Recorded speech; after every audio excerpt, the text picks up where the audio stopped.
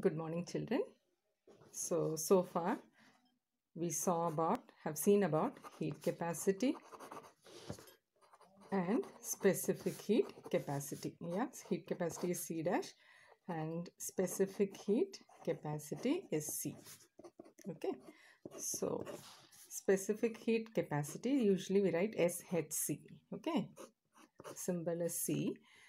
The formula is amount of heat energy required to raise the temperature of 1 kg of a substance, a unit mass of a substance through 1 degree Celsius. So denominator you will have mass into rise in temperature. Rise in temperature. Now this leads me to another formula.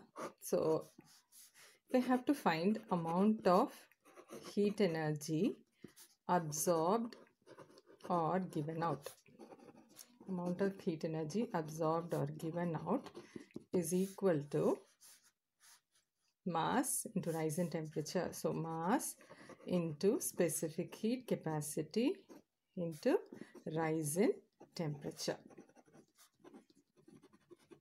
Okay, so heat energy you can write Q or HE, anything, M C into del T. Mass into specific heat capacity into rise in temperature. Delta means change in temperature, that is rise in temperature. Now why have I given absorbed or given out? Now if I have to, if the liquid, suppose a water I fill from tap, it is at 25 degrees Celsius and I have to rise it to 35 degrees Celsius. Okay, then heat energy will be absorbed. Heat energy will be absorbed. Now, the same 25 degree water, I keep it in a refrigerator. Okay, refrigerator, because I want it to be cooled to 15 degrees Celsius. Okay, to 15 degrees Celsius. So in that case, when I keep this water inside refrigerator, it gives out heat. Here absorbs heat. To increase the temperature, it will absorb heat. To decrease the temperature, it will give out heat. Okay, so heat energy absorbed or given out. And rise in temperature means bigger one minus smaller one. Okay, so this is the formula that we are going to use for the other numericals that we have in the book. Okay, so turn to page 271. No, before that, children, based on this only this point is given. The quantity of heat energy absorbed to increase the temperature depends on 3 factors. Okay, what are the 3 factors on which quantity of heat energy absorbed to increase the temperature depends? Mass of a body, increase in the temperature of the body or rise in temperature, and the third one, material of substance, that is specific heat capacity. Specific heat capacity is basically dependent on the material of substance. So instead of writing specific heat capacity, you can write material of substance. So these are the 3 factors affecting heat energy, so that you get from here. Okay, now turn to page 271. Turn to page 271. We're going to do question number 5. Question number 5. 1300 joules of heat energy is supplied to raise the temperature of 0.5 kg of lead from 20 degrees Celsius to 40 degrees Celsius. Calculate specific heat capacity of lead. Okay, let's write what is given. 1300 joules of heat energy. So, heat energy is equal to 1300 joule. Then is supplied to raise the temperature of 0.5 kg. So what is that? That is mass. 0.5 kg of lead from 20 to 40 degrees Celsius. So what will be rise in temperature? Del T means rise in temperature or change in temperature. 40 minus 20, that will be 20 degree Celsius. And what we have to find? Specific heat capacity. Okay. So we know this formula, heat energy is equal to mc del T, or C is equal to heat energy upon m into del T. So heat energy is 1300, m is 0.5 and del T is 20. So if we cut it, so 130 divided by, this will become 1. 2 5s are 10, 1 0 will go. So you'll have 130. Specific heat capacity's unit will be joule per kg per Kelvin, kg per degree Celsius. Okay, see here, because the mass was in kg, so you will write joule per kg degree Celsius. Joule per kg degree Celsius. Is it clear, children? So it's almost like direct application of formula. Write what is given and then you will be able to find it out. Next we go to the question number 6. Find the time taken by a 500 watt heater to raise the temperature of 50 kg of material of specific heat capacity 960 joule per kg per Kelvin from 18 degrees Celsius to 38 degrees Celsius. Okay.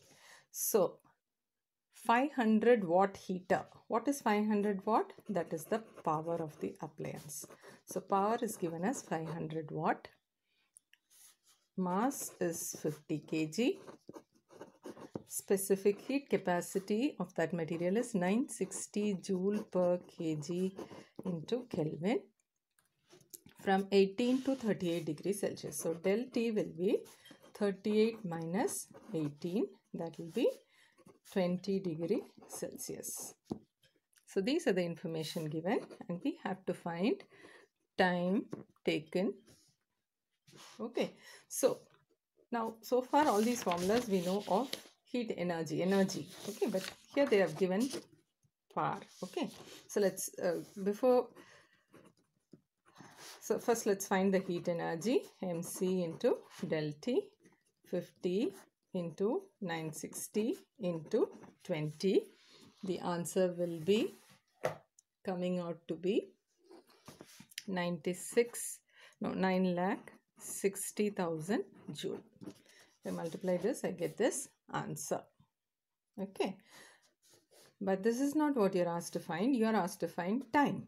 So you know that if you know what is the relationship between power, energy and time, power is equal to energy upon time. Here heat energy upon time, or time will be heat energy upon power. So heat energy is 9,60,000 upon power is 500 watt. So when I cut this, I will be getting 1920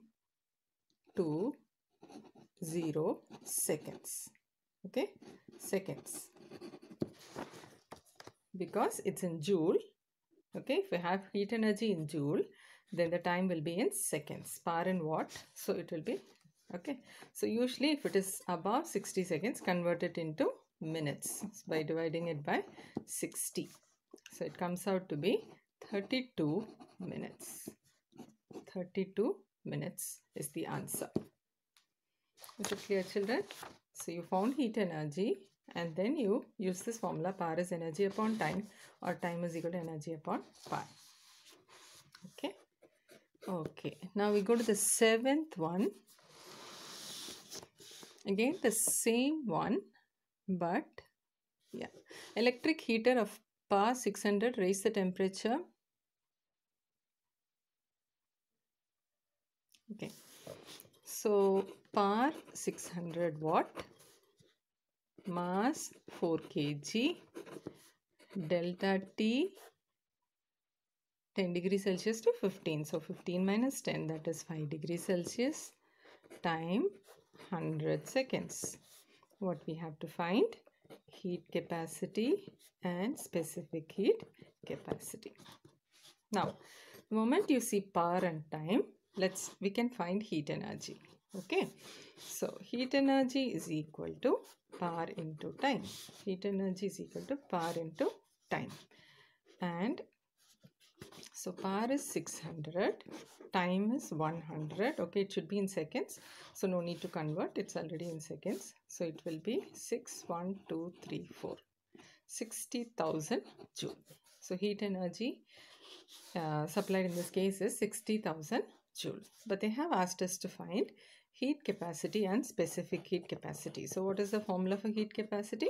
Amount of heat energy required to raise the temperature of, okay, so rise in temperature, heat energy upon rise in temperature. So heat energy, I'll take 60,000, rise in temperature is 5 degrees Celsius. So it will be 1, 2, this much joule per degree Celsius. Joule per degree Celsius. Specific heat capacity will be heat energy upon mass into rise in temperature. So heat energy will be the same upon 5 into rise in mass is 4 kg. Okay, so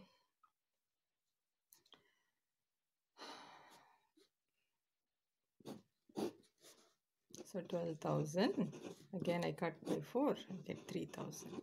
So answer will be 3,000. What will be the unit? Joule per kg degree Celsius. Joule per kg degree Celsius. Heat capacity joule per degree Celsius. Specific heat capacity joule per kg degree Celsius. Is it clear, children? So this is one set of numericals. In the sense, till numerical number 8 is of one type. Okay, so I have done 5, 6, 7. 4th and 8th are homework. 4th and 8th are homework. Okay, the next ones are based on another type. We'll go to that later. Okay, now we have to go to the next topic in our book, that is calorimeter. Calorimeter. Okay, so calorimeter is a device that we used in lab to perform heat experiments. Now, heat experiment, when I say, usually they'll bring a hot body. Okay, they'll bring a hot body. Okay, and mix it with a cold body, and both of them will reach a final temperature. Okay, both of them will reach a final temperature.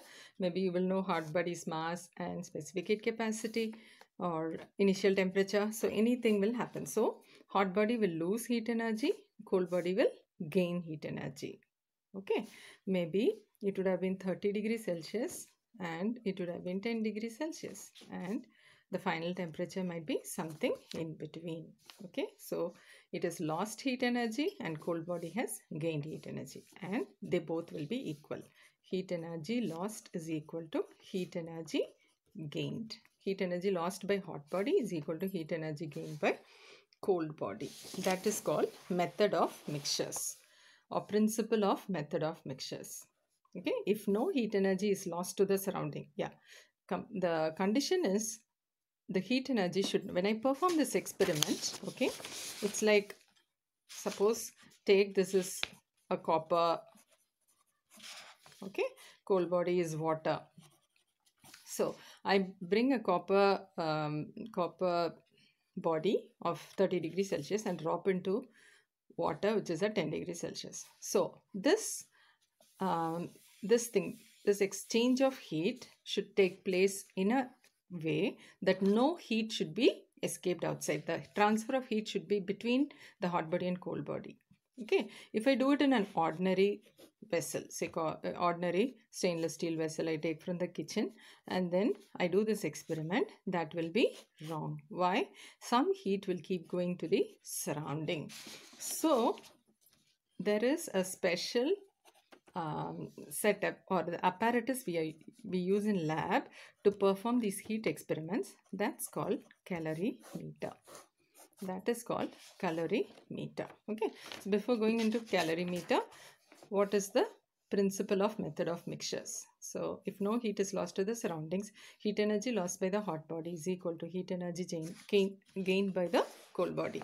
They call it either method of mixtures or they call it principle of calorimetry. They can ask in any way. Now, this is called the principle of method of mixtures or principle of calorimetry. This is based on law of conservation of energy. Okay. So the next thing is you should know a little bit about calorimeter. So I have a model of calorimeter with me. So if you see in the book, so it looks like this. Yeah, there is a copper vessel inside, and there is a wooden jacket outside, and it is covered by a wooden lid, and there is a stand kind of a thing from which they will hang the thermometer, and there is another space to put the wooden lid inside. Okay, so this is how it looks.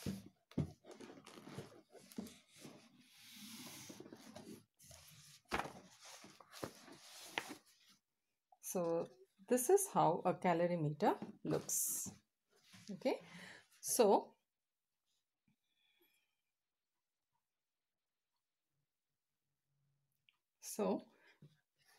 the calorimeter, so as I told you, the main part is the copper vessel that is inside.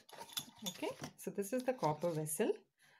Okay, and into which they'll put the hot body. So in the example I told, they'll have the cold water into it, and then they put the copper solid into it. Okay, and then they will as soon as they put it inside, they will have to close it, so that when the experiment takes place, no heat is going out. Now, why so many layers? Okay, so heat can be transferred either through conduction, convection and radiation. Okay, it can go out through either conduction, convection and radiation. So we have to prevent all three: conduction and convection and radiation. Okay, now to prevent conduction, okay, this wooden box is used, and even the gap between the wooden box and this is filled with some kind of thermocol that, okay, that serves as an insulator that prevents conduction. Okay, then convection, you know, always take place from the top. Convection takes place from upward direction, vertically upward direction. So this this lid at the top, wooden lid at the top, prevents convection. And if you see this copper vessel, it's highly polished, and that highly polished surface will prevent radiation. Is it clear, children? So just to have an idea about how all three forms of heat transfer can be stopped in this. Okay, now, and this is called a stirrer. Okay, this is used to mix the contents. Okay, when you're doing the experiments, you have to mix the contents properly. So that's called, so that's why this stirrer is used. And then this is the thing from where they will hang the thermometer. Are you able to see? So there's a hole here. From this they'll hang a thermometer, and the bulb of the thermometer should be inside the inside this container. So as the experiment keeps going on, they will keep recording the temperature. So what will happen when the heat energy starts? So the hot body will lose its heat energy, cold body will gain its heat energy, and both of them will finally come to a common temperature. I hope you understood the structure of calorimeter. So open your books now. Let's start marking. Okay. First thing is, why is that vessel made of thin sheet of copper? Okay, the calorimeter, the main vessel in which the contents are put, that's made of a thin sheet of copper.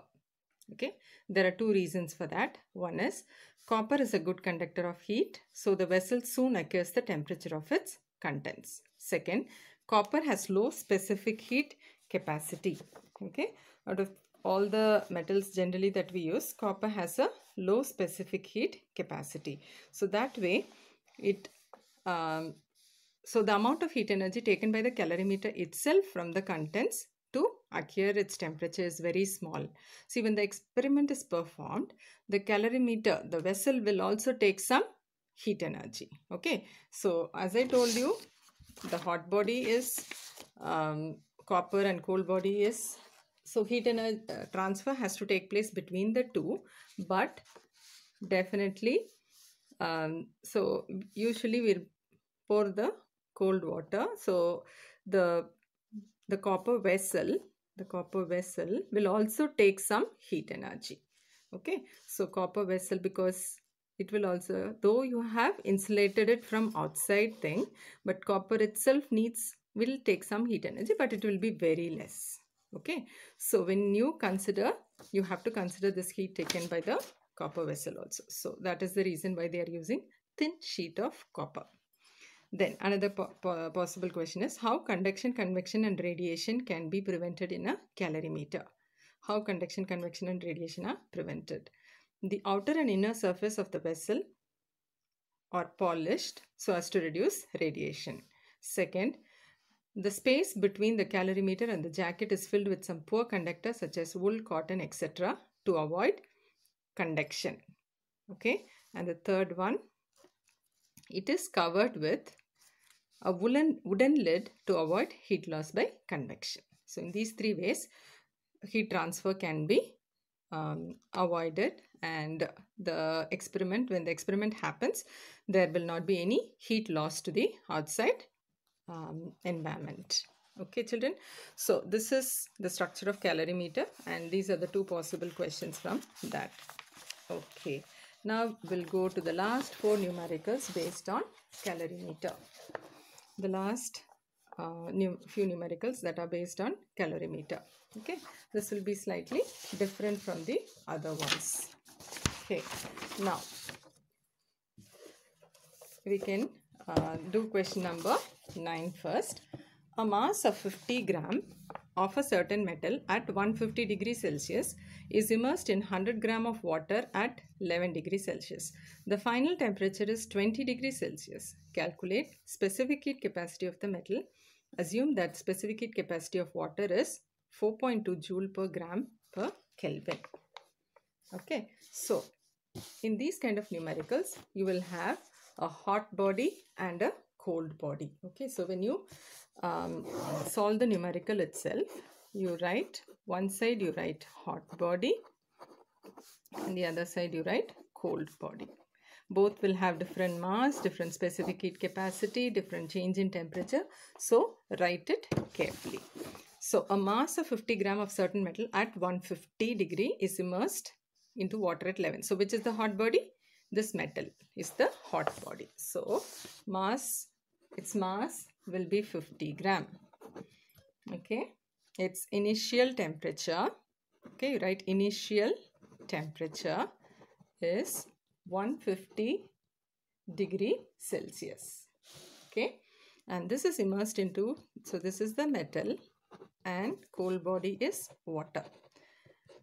So water's mass is 100 gram and its initial temperature is 11 degrees Celsius, and both of them reach final temperature 20 degrees Celsius. Okay, final temperature will be same for both. This would lose heat, this will gain heat, and finally all of them will come to the same temperature. Assume that specific heat capacity of water is 4.2 joule per. So C of water is 4.2 joule per gram Kelvin. So we have to find C of metal. C of metal is the question mark. Okay, so we are going to use method of mixtures or principle of calorimetry. Okay, so first, so what is that? Heat energy lost by hot body. Find the heat energy lost by the hot body. That will be mc del T. Mass is 50 and C we have to find. So C of metal you can write into del T is 150 minus 20. Okay, so 50 into 150 minus 20 is 130 into C of metal. So 0, 0, 5 13s are 65 into C of metal. Let it be like that. Then heat energy gained by cold body. Heat energy gained by cold body will be equal to again mc del T, but everything will be different. For cold body, mass I will take 100, C I will take 4.2, del T I will take 20 minus 11. Don't take 11 minus 20. Final minus initial. Okay, this is initial minus final. So always remember it is change in temperature, so it is higher minus lower. It can never be in minus. Keep that in mind. So 100 into 4.2 will be 420 into 20 minus 11 will be 9. Okay, so 0, 2 9s are 18, 9 4s are 36, 37. This much joule. Okay, then you write according to method of mixtures. According to method of mixtures, heat energy lost. So according to method of mixtures,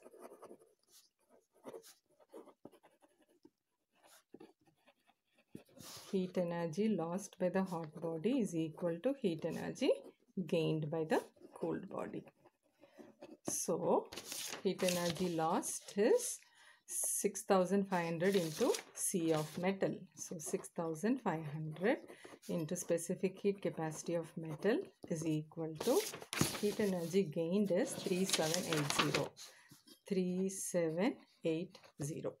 Okay, so C of metal will be 3780 divided by 6500. So when you do it, you will get it in decimal. The answer comes out to be 0.582 because it is C, means specific heat capacity.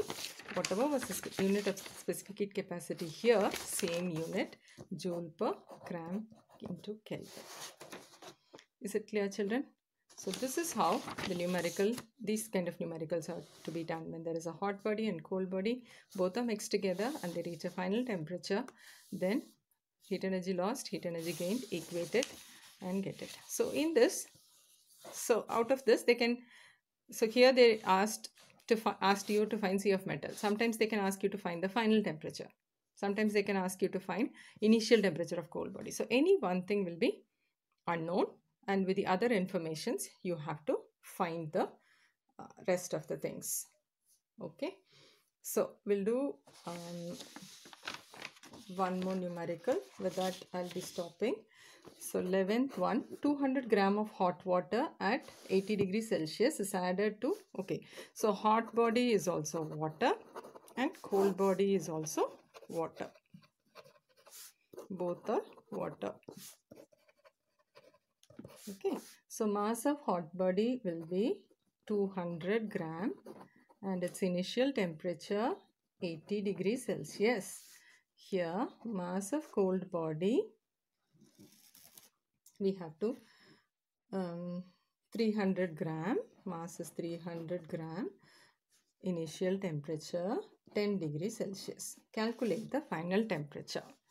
So being water, you know the specific heat capacity of both. That will be joule per gram degree Celsius, joule per gram degree Celsius. Now both of them reaching a final temperature, we don't know, we have to find. Let's take it as X. Okay. Now heat energy lost by hot body will be mc del T 200 into 4.2 into del T, means for a hot body this will be high, this will be low. So you will write 80 minus X. Don't write X minus 80 because for a hot body final temperature will be less than the initial temperature. Okay, then heat energy gained by the cold body will be 300 into 4.2 into 10, so which will be more? X will be more. Okay, from 10 it will rise to a higher temperature, so you will write x minus 10. Okay, don't multiply, equate it directly. 200 into 4.2 into 80 minus x is equal to 300 into 4.2 into x minus 10. So 2 zeros cut, 4.2 cut. Okay, so 2 into 80 minus x is equal to 3 into x minus 10. 160 minus 2x is equal to 3x minus 30. So 2x you take that side, so 160 plus 30 is equal to 3x plus 2x, or 5x is equal to 190, or x is equal to 190 upon 5, that is 38 degree Celsius.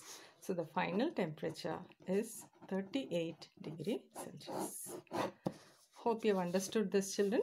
So this is a standard method which you have to follow for finding the using method of mixtures. So I've done this and this. Okay, homework are 10, 12 and 13. Okay, 10, 12 and 13. 12 and 13. Okay, so already I've given 4 and 8, then 10, 12 and 13. Okay, so 5 numericals homework you will have to do. Thank you so much.